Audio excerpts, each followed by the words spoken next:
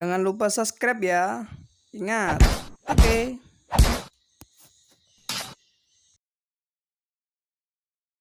Assalamualaikum warahmatullahi wabarakatuh. Salam sehat buat kalian-kalian semua calon-calon komcat atau komponen cadangan. Jangan lupa subscribe untuk channel ini terus berkembang dan kalian mendukung. Presiden Republik Indonesia Joko Widodo baru-baru ini telah menekan peraturan pemerintah nomor 3 tahun 2021 tentang peraturan pelaksanaan Undang-Undang nomor 23 tahun 2019 tentang pengelolaan sumber daya nasional untuk pertahanan negara.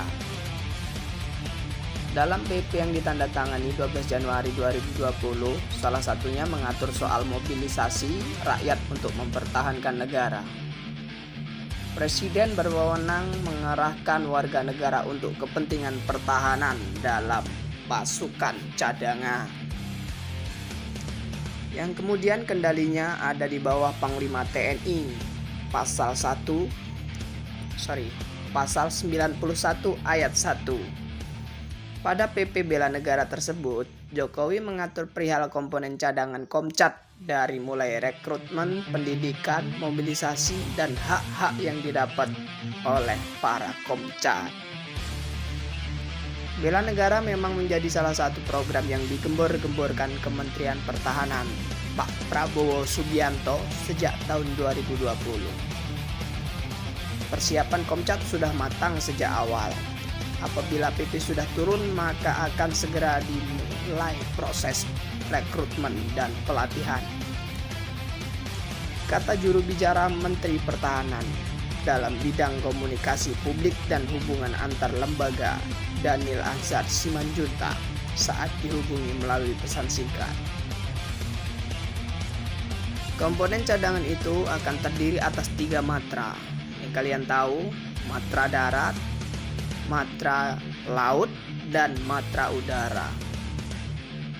Pada naskah PP tersebut, pasal 58 ayat 2 menyatakan warga negara yang telah melalui proses seleksi harus melalui pelatihan selama 3 bulan dan mendapatkan pangkat sesuai golongan yang diatur pada matra-matra TNI tersebut. Jadi ada golongan Tamtama, Bintara, dan Perwira ya, sama kayak TNI. Pemberian pangkat itu sendiri akan diatur dalam peraturan menteri. Selain itu, tidak ada hak tambahan yang timbul dari pemangkatan tersebut. Selain itu, pasal 58 ayat 3 ditegaskan bahwa pangkat itu hanya boleh digunakan pada saat aktif dalam komponen cadangan. Maksudnya gini ya, kalian akan diberi pangkat dalam Komcat itu seperti TNI, dan kalau kalian sedang tidak bertugas maka Komcat dinonaktifkan, dan kecuali jika negara memanggil pasti kalian akan dimobilisasi dan diaktifkan sebagai tentara ya. Kalau tidak sedang diaktifkan, kalian kembali ke profesi awal di kerja kalian masing-masing sebelum mendaftar ke Komcat. Pada pasal 62 ditegaskan masa pengabdian Komcat terbagi 2, yakni aktif atau tidak aktif. Masa aktif meliputi saat mengikuti pelatihan dan saat mobilisasi. Untuk mobilisasi sendiri hanya bisa dilakukan Presiden usai berkonsultasi dengan DPR. Warga menjadi bagian dari komponen cadangan pun berhak mendapatkan anugerah dari negara berupa gelar atau tanda kehormatan dengan catatan atas jasa-jasanya saat dimobilisasi.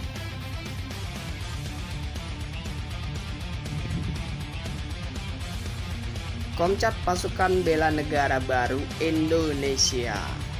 Definisi sumber daya yang disiapkan dimobilisasi guna memperbesar dan memperkuat kekuatan dan kemampuan komponen utama pertahanan, yaitu TNI. Pembentukan.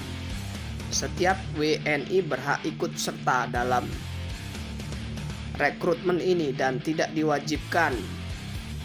Ini bersifat sukarela ya berarti. Proses rekrutmen yaitu pendaftaran, seleksi administrasi, pelatihan dasar. Syarat pelamar Komcat, warga negara Republik Indonesia yang pertama itu iman dan takwa kepada Tuhan Yang Maha Esa. Jadi jangan ateis kalian ya. Kalau tidak punya agama pasti ditolak. Setia kepada NKRI, Pancasila dan Undang-Undang Dasar 1945. Usia maksimal 18-35. Ini kurang jelas admin ya.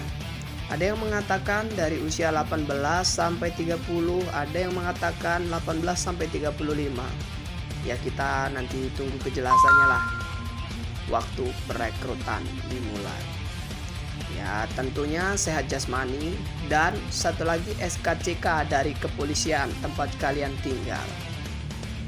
Pelatihan selama 3 bulan di bawah komando Kemenhan atau Kementerian Pertahanan, pelatihan dasar kemiliteran dan bela negara, diangkat dan ditetapkan oleh Menteri. Pengelompokan, jadi Komcat ini dikelompokkan ke Matra Darat, Matra Laut, dan Matra Udara ya. Seperti 3 angkatan yang lain lah. Hak-hak yang didapat oleh anggota Komcat: uang saku selama pelatihan dan perlengkapan perseorangan lapangan, perawatan kesehatan, perlindungan, jaminan kecelakaan kerja, dan jaminan kematian.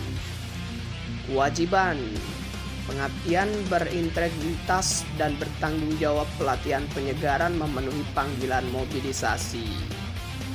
Demikian yang dapat admin sampaikan.